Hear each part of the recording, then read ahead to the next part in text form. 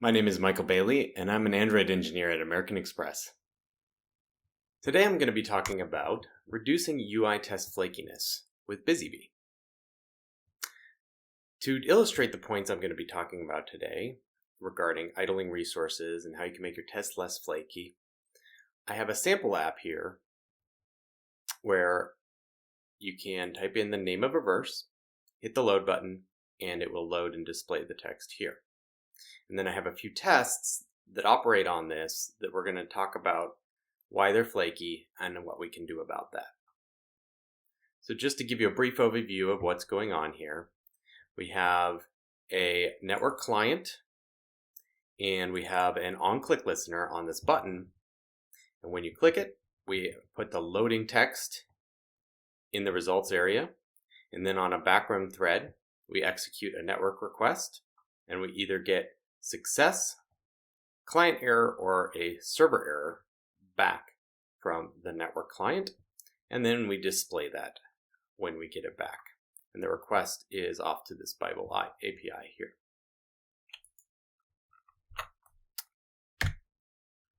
Then we have 3 tests to test those 3 scenarios when we get a success response from the network, a client error, and a server error from the network. And this is using Espresso, which is the UI testing toolkit that's part of Android X Test.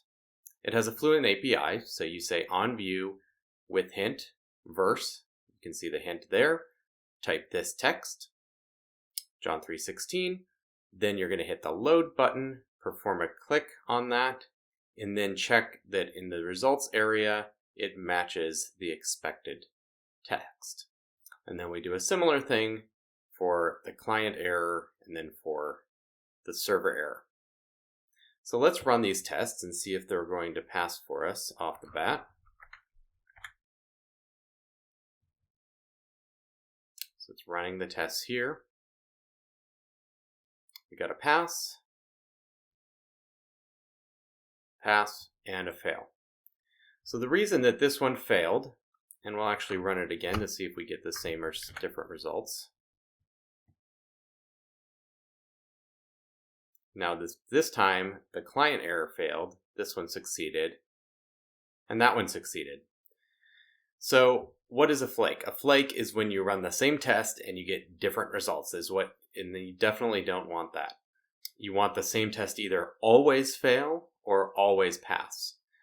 But when you have timing issues, you get what is called flakes, and that's when a test sometimes has succeeds, and sometimes fails. So how can you avoid this? And why does this happen? In this case, it's because we are clicking this button, which is sending the network request, and then we are checking that the text is in the resulting area that we were looking for. Well, we're not telling Espresso that we're doing background work and that the text is going to come when the network result is done. So Espresso tries to run your test as fast as possible, and it's performing this check before the network has returned the result. And so the string is not there yet, and so Espresso fails. So the one thing you do not want to do in these scenarios is add a sleep to your tests. One, your tests might still be flaky even with the sleep because you don't know how long you need to sleep depending on what's going on in the background of your app. The other thing is, if you get a faster emulator or you get a faster CI server, your test, if you put a 1 second sleep in there or a 2 second sleep, it's never going to run faster than those 2 seconds because you have a fixed sleep in there. So your test is always going to be slow, and you don't give faster emulators or faster CI servers a chance to speed up your test. So you don't want to do that. What you do want to do, if Espresso is not waiting long enough because you have some activity going on in your app that it doesn't know about, is you need to wrap that in an idling resource. And so we're going to look at how we can wrap this network client in an idling resource. By default, Espresso will look at the main thread, and it will also look at any async tasks. But anything else going on in the background, whether it be RxJava or OKHTTP or coroutines or any other third-party SDK that you're bringing in that is doing something in the background and then updating the API, and you want to run tests against that, you're going to need to wrap it with an idling resource. So let's take a look at that. We're going to come back over here to our activity. And we want to wrap this network client in an idling resource so that Espresso knows when there's a request in progress and it can wait until that request is completed. So the first approach we're going to look at is just using the basic idling resource API. And this basic interface that you can implement has three methods. Get name, which tells it what type of resource it is. And it's important that this always be unique. If you have more than one idling resource with the same name and you try to register it, the second, third, fourth time you register it, it's going to be ignored. And you will see that error in the logcat. But that's an easy mistake to make. So here we add the hash code so that every time it is going to be unique. Then you need to be able to respond to saying, is it idle now? And we're using a property to track that state so that when Espresso can query, is this thing idle now or is it busy?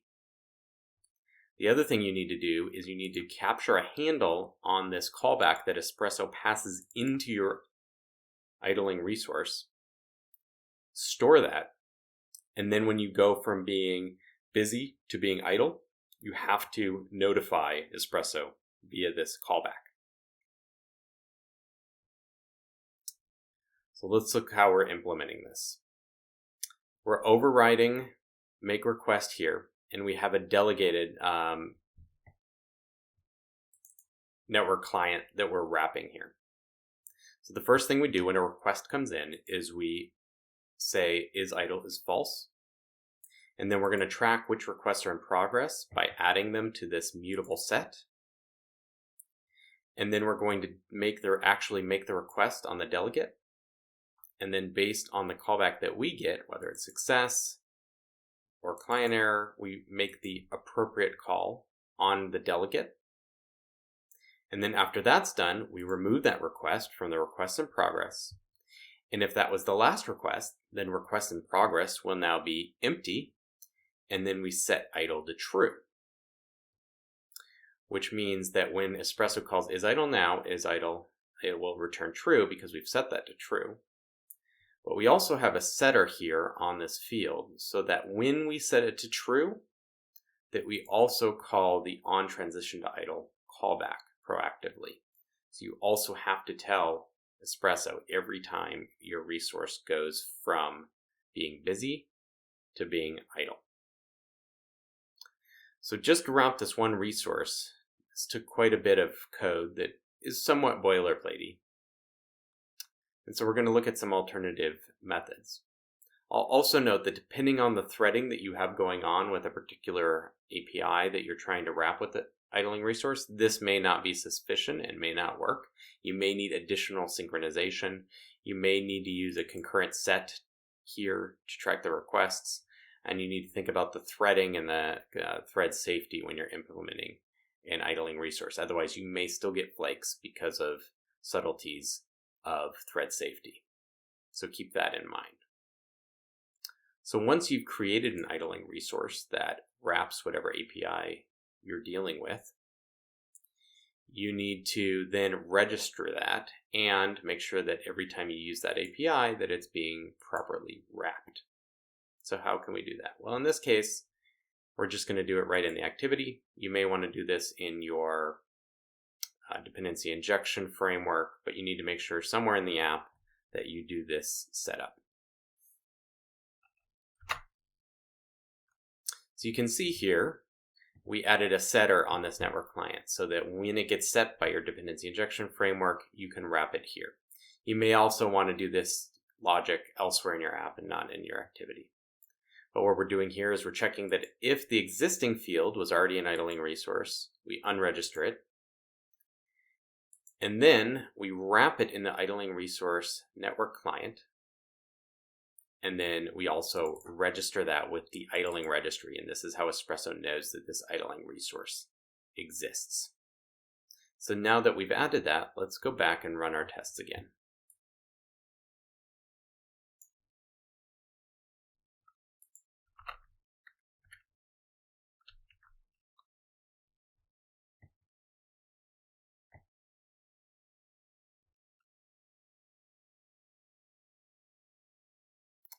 See, that one passed, and that one passed. So now every time Espresso is successfully waiting for the network results before it checks for the expected result to be on the UI. So we've seen how you do this with a basic idling resource. Let's look at a different approach. The second approach we're going to look at is using a counting idling resource.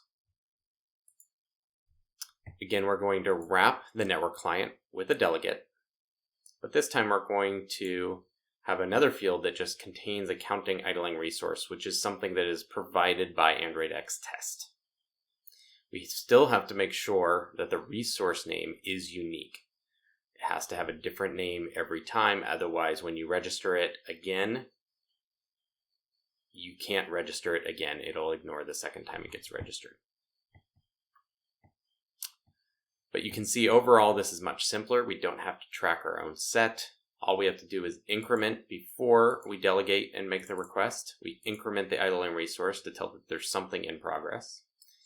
Then when it gives you the callback, you decrement that. And this handles all the logic of doing the on transition to idle callback, tracking the idle state, and those things that we had to do manually in the previous approach. But you still have to register this with Espresso. So let's see how this works when we use this implementation. We're going to come up here, and we're going to use a counting idling resource. And then we need to grab the idling resource field.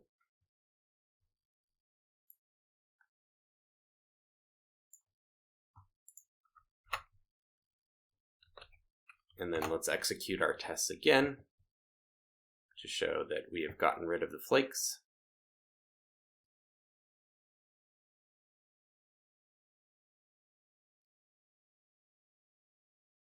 And all the tests pass. So now we're going to look at a third approach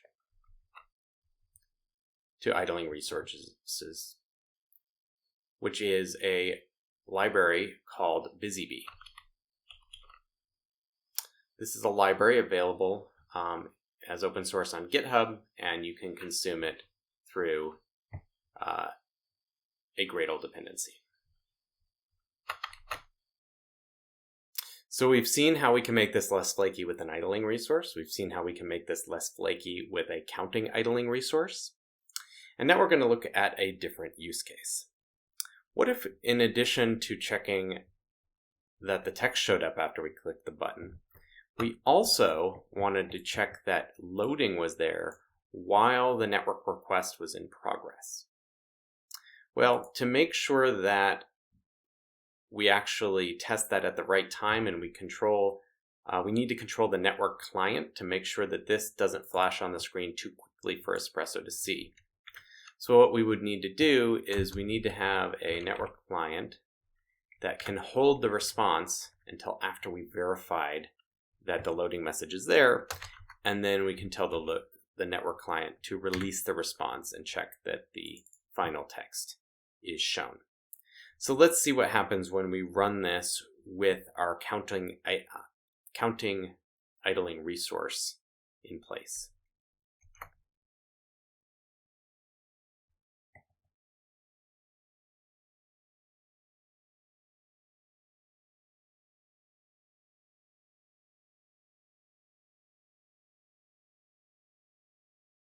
You can see it just hangs here in this situation, and it'll eventually time out. I'm going to go ahead and stop this. So the reason that we would run into errors with this with the current setup in CountingIdlingResource is because the network response is holding, but after we click this, it's also not, now the network response is in progress, so Espresso is going to wait because of that idling resource. So it's going to wait until that network request is done, but we don't want their network request to be done until we've verified that the loading text is in place. So it's a little bit of a circular thing that we have here, and it's a little bit tricky to see how you would do this with a circle, with a counting idling resource. So let's see how we could do this with another library called BusyBee instead of counting idling resource. So let's go back to our activity, and we're going to look at BusyBee network client. And this is similar to what we did with the other two. We wrap a delegate, and then we wrap those delegate calls with things that tell Espresso when it's busy or not. In this case, with BusyBee, you just grab a singleton. You can do this from your app code or from your test code. Anywhere you need BusyBee, you can grab the singleton. Then you just say, I am busy with this request, and optionally you can give it a category of what type of thing it is you're busy with. Otherwise, you can just omit this, and it'll just be a general item that you're busy with. Then, when you're done, you have to tell it completed. And BusyBee does all the thread safety that you would need in this case. So let's go put our BusyBee network client in place and wrap that. So we're going to put the BusyBee network client there. And actually, BusyBee registers itself. So when you're using BusyBee, you don't have to worry about doing the idle registry. That will just work. And we don't have to worry about deregistering it. BusyBee takes care of all of that. So this code is simplified when you're using BusyBee. Now, back to seeing how we can handle this use case of verifying that the loading text is there while the network is in progress. What we need to do in this case is take BusyBee, and we have to tell BusyBee to ignore the network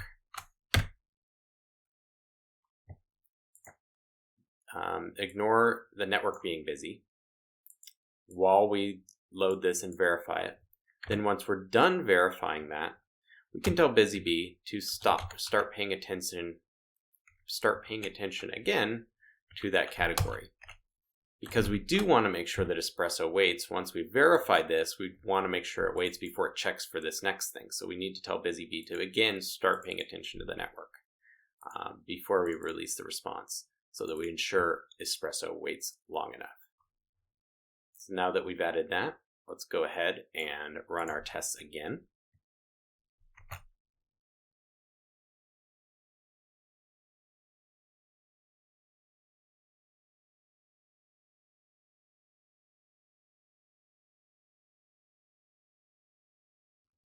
And you can see all the tests passed, where without BusyBee, this test would just hang because of this sort of chicken and egg problem where we wanted to wait while the network was in progress so that we didn't fail and have flakes, but then we also wanted to verify what was on the screen while the network is in progress.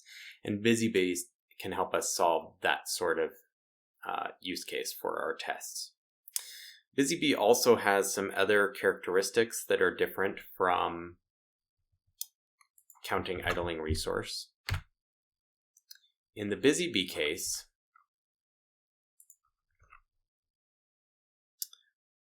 when you're done with something, you may have an API that may give you two signals of completion. There may be two different ways that it signals, and sometimes it can be flaky where you get one of those completion signals or the other or both. In the situation where you might get both, CountingIdlingResource can be a challenge because you might call decrement twice, and that's going to mess up your count. BusyBee is idempotent with respect to the completed. So you can call completed on the same request twice, and BusyBee will only count it as if you have called it once. So BusyBee helps in that sort of situation. Also, BusyBee can be used in pure Kotlin or pure Java modules or libraries, whereas CountingIdlingResource is an Android library. So you can only use it in Android projects. And sometimes you have some infrastructure code that only needs to be in Kotlin. It doesn't need to be an Android module. And you can use BusyBee in that sense. And BusyBee will just do the right thing when it's pulled into an Android project. The other thing that you get with BusyBee is it has a NoOp implementation when you're not running in tests. So BusyBee will automatically detect if your tests are running or not. And if your tests are not running, BusyBee does nothing. So all of these methods that you're calling have zero overhead when you're not running your tests. And CountingIdlingResources doesn't have that NoOp version that gets swapped in for you. Thank you for watching today, and keep on and go on writing those UI tests, and may they not be flaky.